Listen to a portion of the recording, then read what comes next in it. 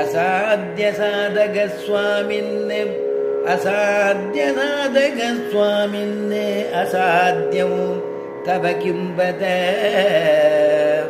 ராமதூத கிருபா சிந்தோ மத்காரியம் சாதய பிரபோ ராமதூத கிருபா சிந்தோ மத்காரியம் சாதய பிரபோ.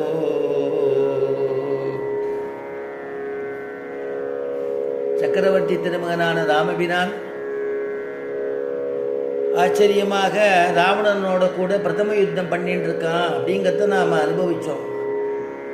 அதில் பிரதம யுத்தம் பண்ணிட்டு இருக்கும் பொழுது ராவணனுடையதான அவனுடையதான தேர், அவனுடைய கொடி, அவனுடையதான தேரில் இருக்கக்கூடிய குடை, தேர், அந்த ரதம் உள்பட எல்லாத்தையும் ஒரே பானத்தினால எல்லாத்தையும் பானத்தினால எய்து எல்லாத்தையும் இருக்கிற இடம் தெரியாத பண்ணிட்டான்.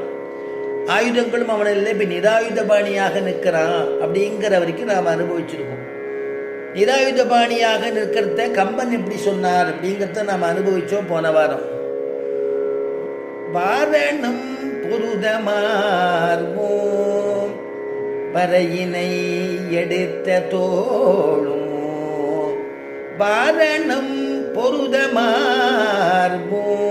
வரையினை எடுத்த தோளும் நாரத முனிவர்க்கேற்ப நயம்பட உரைத்த நாவும் தாரணி தாரணி மௌளி பத்தும் சங்கரன் கொடுத்த வாழும் தாரணி மௌளி பத்தும் சங்கரன் கொடுத்த வாழும் வீரமும் களத்தில் விட்டு வெறுங்கையே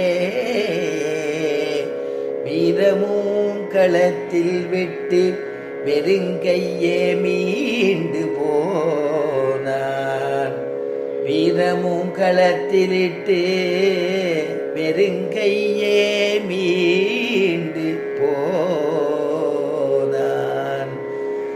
வாரணம் பொருதமார்வும் அவனுக்கு பொழுது போகலைன்னா அங்கே இருக்கக்கூடிய பட்டத்து யானையை விட்டு தன்னுடைய மார்பில் முட்டை சொல்லுவானா, விளையாடுவானா. அந்த கொம்பால அதனுடைய தந்தத்தினால மார்பு போய் தாக்குமா. அப்போ என்ன ஆகிடும், அந்த யானையுடைய தந்தம் உடஞ்சி போயிடுமா. சந்தோஷப்படுவானா, ஓஹோ நம்மளுடைய மார்பு எவ்வளோ வஜ்ர மாதிரி இருக்கு, யானையுடைய தந்தமே உடஞ்சி போயிடுது. அதனால வாரணம்